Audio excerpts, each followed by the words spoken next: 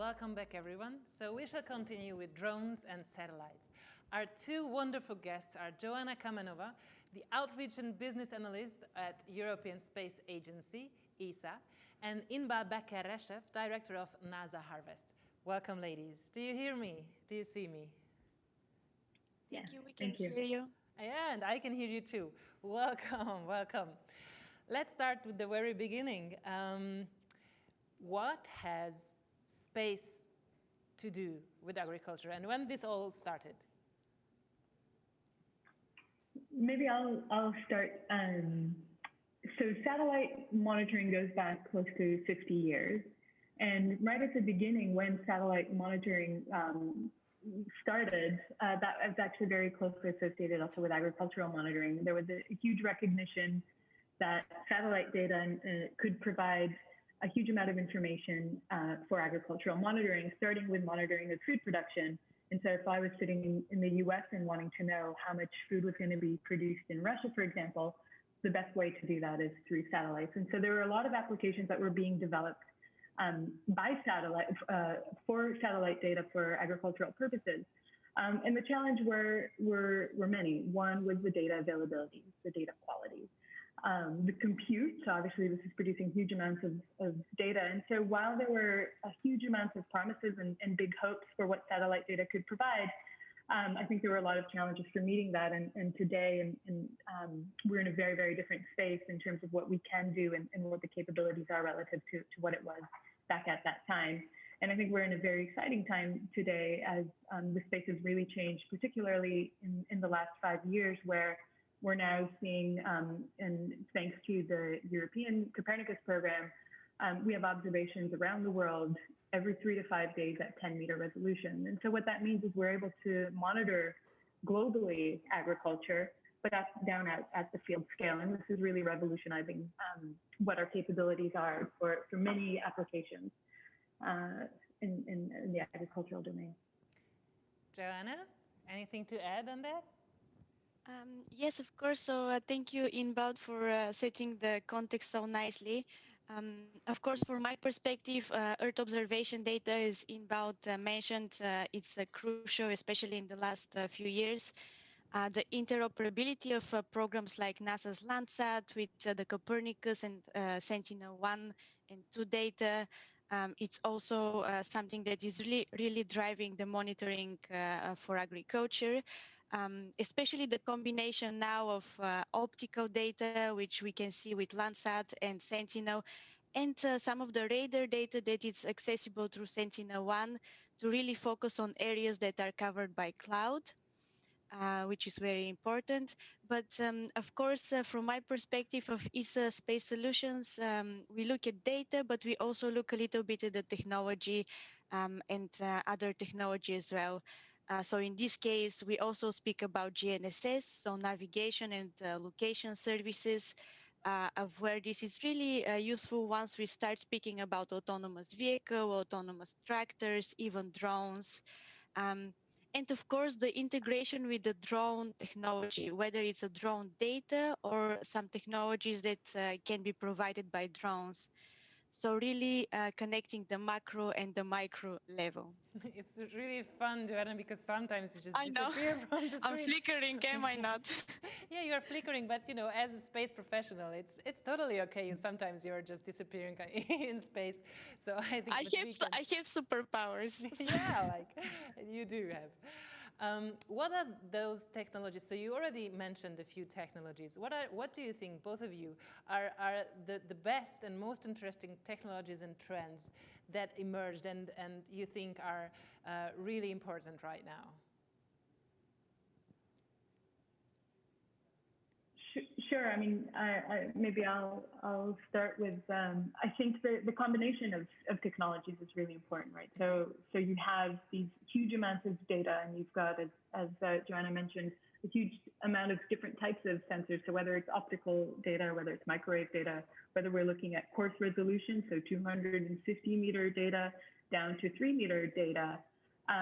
When we start to combine these data to approach different questions and different challenges that we're trying to solve, excuse me, alongside the technologies and kind of the advances in cloud computing and in supercomputing, and advances in big data and machine learning. And so all these together mean that we can start to solve really complicated and critical questions. And we can start to monitor what's happening down at the field scale, but really with as well at a global view. And so I think that's really what has been missing and what's really exciting today. And I would say one other trend that I think is absolutely critical and has brought us to where we are today and has enabled so many also private sector and service providers to come is making data accessible and either free and open or close to much cheaper than it ever was before. And I think NASA and the US led the way in this. Copernicus program is now free and open. And we're seeing more also of startups in the small satellite space, also really changing that space where those data once were almost non-affordable or very difficult. Today, you have 3-meter data on a daily scale that is much more accessible and cheaper than it ever was before. Joanna? Yes, absolutely. I echo everything Inbound said. And of course, it's very, I come from the point of view of the startups, so I can see how making this data available, it has generated so many different services already. And one of the biggest trends is connecting the macro and the micro. So in a very practical example, recently I met a startup in one of our incubation centers in Austria. And they're using satellite data, Earth observation data, to kind of plan the flight of the drones. So where should the drone go? And then very much on the micro level, then the drone is examining the existence of wheat and dog. So how can we treat this? And then even going further on the precision agriculture, once we have identified where the dog is, then I'm smiling because I disappeared again, but hopefully you can hear me. Yes, we can hear you, definitely. So once you have identified where the dog is, then you can deploy pesticides again with the drone, and then you can start thinking about reseeding. So really integrating the supply chain across agriculture. Inba, can you add on to that in terms of examples, what you already seen and what you think is promising? Sure. One example is given that we're in the time of COVID and the pandemic, we were asked by the government of Togo to see if we could help a program that they had for assisting farmers. And so, like many countries, Togo put in restrictions that impacted their farmers. And what they tried to do is be creative about how they help farmers, and they developed a digital wallet interest-free loan program for smallholders. The challenge is locating where smallholders were and how did they reach them across the country. And their main way for doing that was looking at census data and what employment you had registered as your census data. But smallholders are often, that's their secondary employment, and so that wouldn't be registered. And so they asked us within 10 days to provide a map of the whole country at 10-meter resolution so that they could identify the fields to help them really locate where their target beneficiaries were. And we were able to do that combining what we talked about before, the very fine resolution data that can help us often serve as surrogate data to ground data, which is really critical and I think something we should, worth mentioning, but and alongside the moderate resolution data and processing all that in the cloud, and we were able to provide a map within 10 days. And today that program called YOLIM has already reached close to 60,000 farmers in the country. So that's just one example, but there are many in terms of how these data are critical and really helping to inform decisions.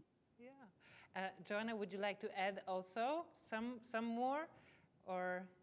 Because because you finally arrived back. I arrived back, yes, I have, my setup has changed.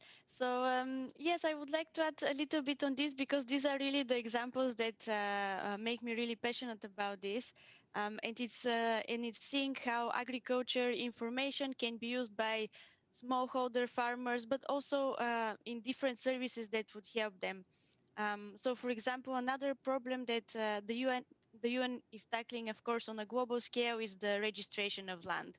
So how can we register land? Who owns the land?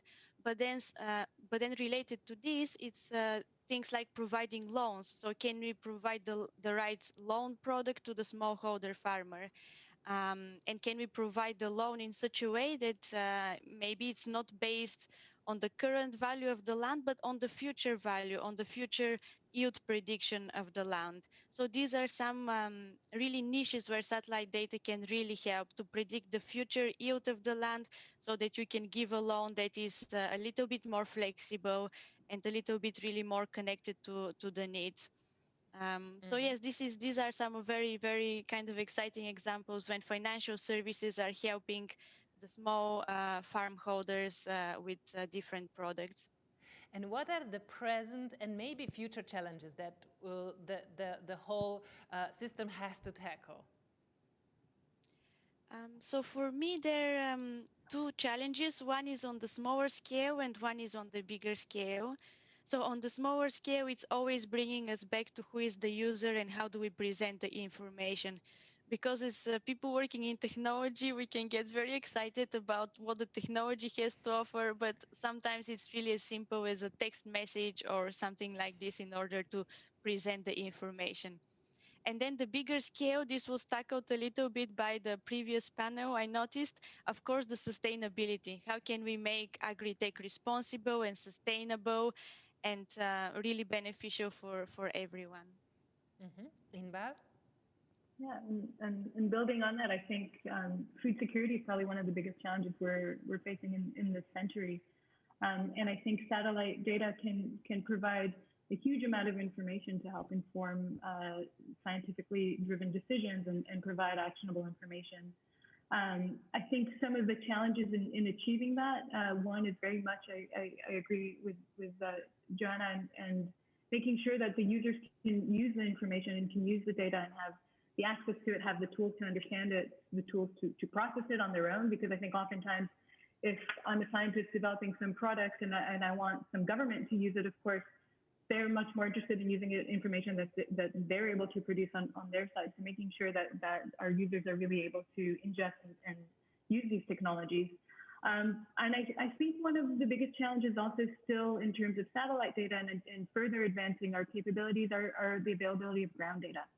So I think whether we're trying to predict yield, whether we're trying to develop applications for how do we do better precision farming and information in terms of what part of the field needs more nitrogen application. I mean, I think there are a lot of models that are driving that, but the models really need to be driven by ground data and ground truth and information, and to be validated by that. And I think that remains a very large challenge on advancing remote sensing applications. And I think part of the solution lies in better public-private partnerships.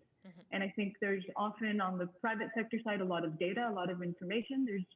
There's a lot of capabilities also on the public side and on the research side. And I think we've got to do better at exploring how do we find mutually beneficial propositions for working this public-private sector partnerships, so that we can evolve and accelerate this process of uptake of satellite data and into the various decision systems. Let's look at that. Let's look at the future, the best scenario that you can imagine. And what are you personally enthusiastic about? Maybe Joanna first now. Okay, so yeah, this is a big question. I mean, I'm really enthusiastic about the potential of these technologies, better integration, and also integration across the challenges. So responsible agri-tech. So what is the impact of agriculture on water quality? What are some of these topics that are actually quite connected? How can we have a more wholesome view? So integration across the technology supply chain, but also integration across the problem. Inbar? Sure. I think again, I think I'm very excited about where we are today. I think where we are today is so different from even where we were 5 years ago in terms of our capabilities, in terms of being able, again, as Joanna says, to integrate across technologies, but to really meet a huge challenge in terms of providing information for agricultural decisions. And I think some of it, of course, has to do with sustainability. I think if we look at some of the estimates by 2050, we've got to increase food production 50%, and we've got to make sure we're doing that sustainably. And so part of what satellite data offer us is scaling up information, right? So if we look at, if I've now moved to low till practices, how much does that over time increase resilience or increase productivity? And I think if we want farmers to be adopting those practices, we've really got to also be able to provide the different evidence of how that can impact and positively their agriculture. And the other thing I think I'm very excited about is really making these technology accessible across the sector. So for governments, for policymakers, for smallholder farmers, for large farmers, for insurance, I think there's just a massive potential, and really seeing the strong uptake of this is, I think, very exciting. Ladies, our time is up, but thank you very much for this conversation. I think it was super exciting, at least for me. I hope the viewers enjoyed it too, and I hope you enjoyed it too. Thank you very much. Thank you, Andrea. And you, don't forget that the chat room is open for you, so please just share your opinion about all our topics, and we shall be back soon.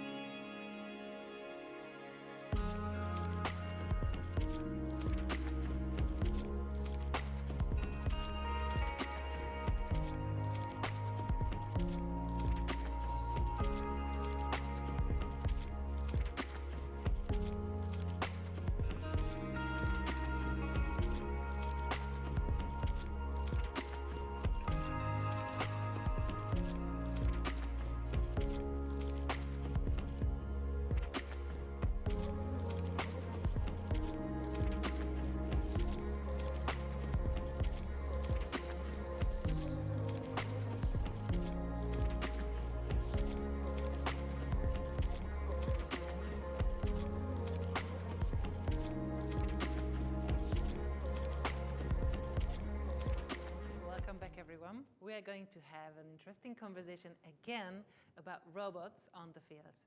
Our guests are Kevin Doolin, Director of Innovation, Waterford Institute of Technology, and Erik Beckerit, Wageningen University and Research. Welcome, gentlemen. Do you hear me? Do you see me? Yes, we can hear you. Perfect. Wow, nice background again. You are just in the grass sitting there. So let's start with a broader view. What are the challenges now in agri-food? And from the viewpoint of your expertise, can you tell us about that? Are you asking me or Kevin? Let's start, Erik. Okay. Okay. Well, I think it's the main challenges I see is the sustainability goals. I think if you want to be more sustainable, you need. It's very difficult also for farmers. So that's one. And on the other hand, there's the availability of labor that also should do the work, and the availability of farmers. Farmers in Europe and Asia are also aging. So the younger people tend a little bit to move away from farming. So I think that's a challenge. And on the other hand, you need all the information, new technologies, data, to come to a continuous process of being more sustainable. And there's a lot technology out there in the field. And how do you apply that? And then, of course, there is robotics. And I think robotics could really help, but not from 0 to 100%. So there's a huge transition to be made. And how are we going to do that? So we should tackle that during our conversation. What about you, Kevin? What is your take on this first question? Yeah, it would be quite similar. I mean, we need to ensure agriculture meets the requirements presented by the Green Deal, for example, deals with issues around climate change and sustainability, obviously. But also we have to address the consumer aspects, giving the consumers what they want, and issues around food security to ensure there's a sufficient supply of food going into the future. A little bit on the technical side is there are still issues around things like data management, data sharing, privacy, security issues around the technologies as well. And also I'd say there are some concerns around generating fair income for farmers and to try and ensure the continuation of farming as a career. And I know these are some of the issues that are put forward in the future Common Agricultural Policy as well. And how can robotics answer these challenges? And what are the possibilities? What are the key technologies that you are already seeing and you think that are worth to mention? Erik. Yeah, very important was that we have developed the RTK GPS, so we can control a tractor and we can steer it wherever we would like to do. So the role of the farmer is also changing. He is making a task map, what he's going to do, and then he still sits in his tractor. So that's something, and farmers are very much related to tractor drivers, and I think that's not good. Actually, that's not good. So I hope that these tractor drivers are replaced by robots, and that the farmer is a farmer again, and he has also much more time for farming. And I think we are on the way. And I even think that agriculture should be one of the first domains where autonomous guided vehicles could drive quite safely. And we see them already in greenhouses. We also see them in logistic centers. Then these kind of robots move and interact with human already. And why is it so difficult to do it in the outside field? And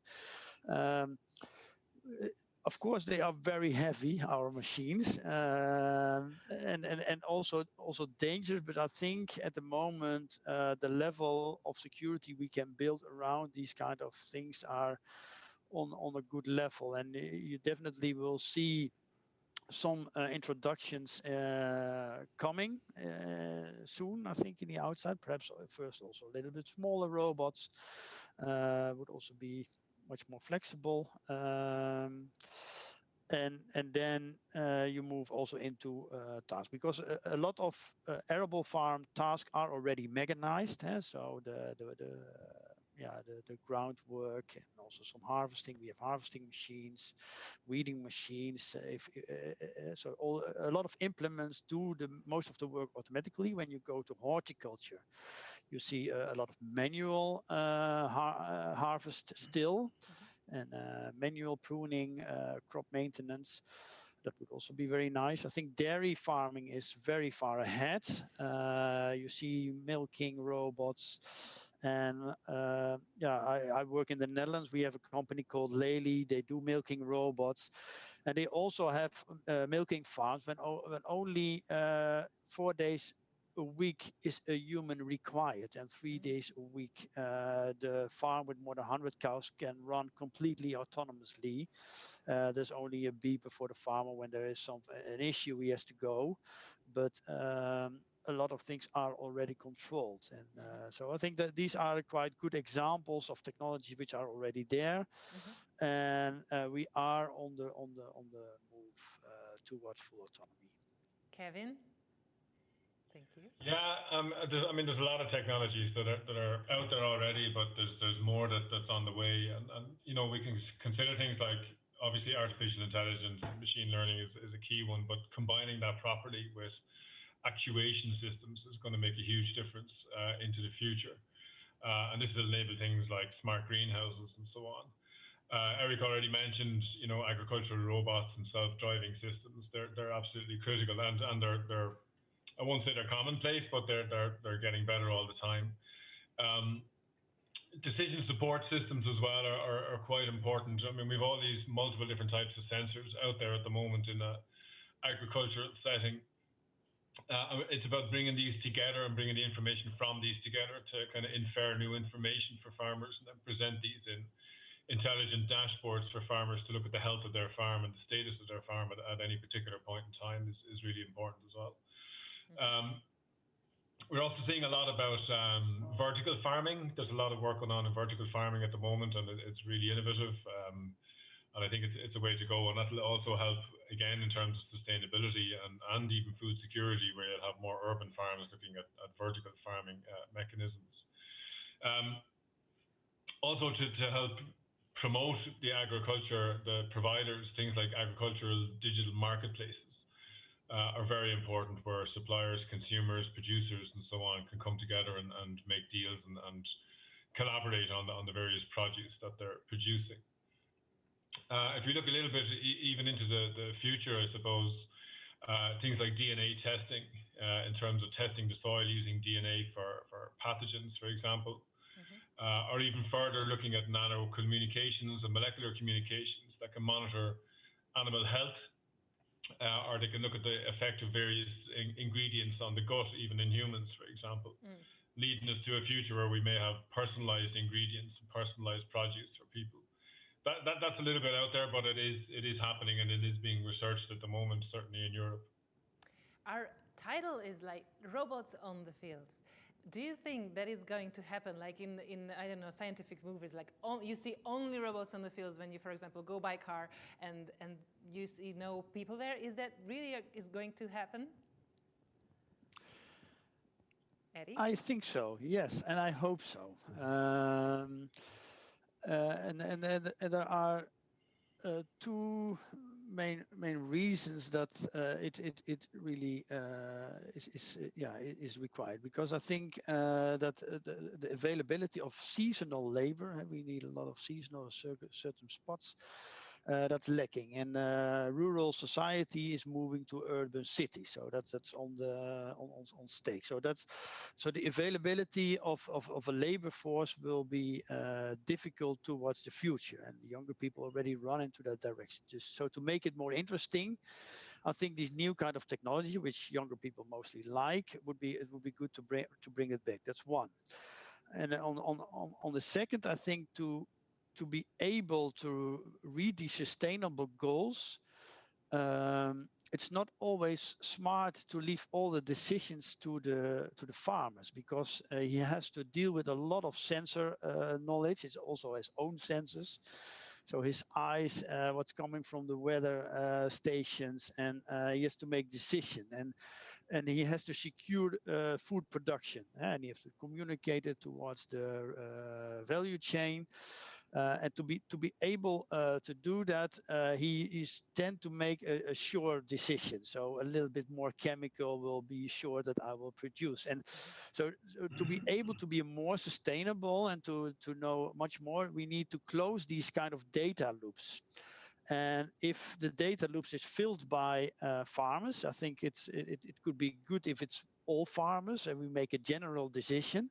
But if you take it to the individual farmer and you are not able to connect, you will not improve with the full potential to produce at least more sustainable and also more reliable.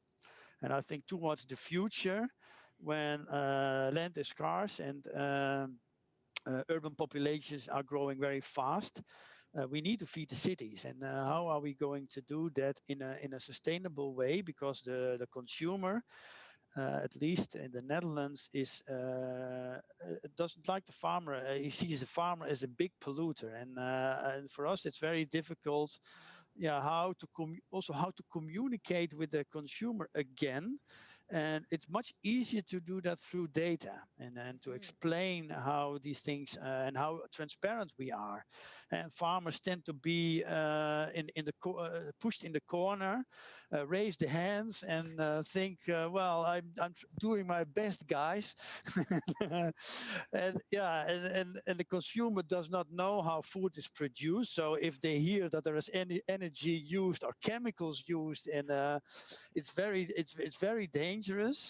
But in greenhouse horticulture, we reduced with 50% the energy use, and in chemicals we reduced a lot. And with technology, we are able to put one spot of chemicals on a weed, and it will disappear. Where we now spread 1,000 drops of it, so we can reduce the number of chemicals in what we do in 1,000 years. So and it's very difficult to bring also this information to the consumer, because he only hears chemicals. And I think it's very important to go to these kind of automated systems and transparent systems where we can also communicate exactly what is done, and that there's no